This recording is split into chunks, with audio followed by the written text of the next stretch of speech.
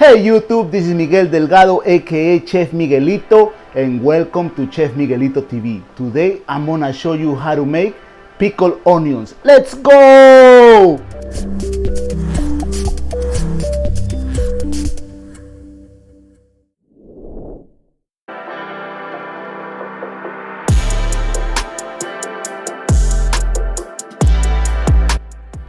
So you start cutting the onion in half, then you're gonna use the claw style.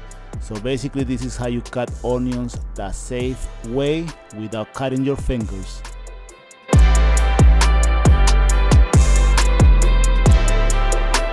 So now we proceed to season our onions so we can make it delicious.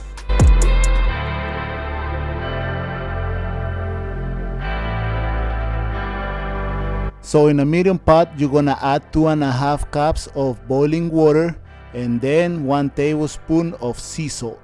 Wait until it boils, then turn it off, and you're gonna add 2.5 cups of apple cider vinegar, organic preferred. Pour the liquids in the jars, just be careful, don't burn yourself.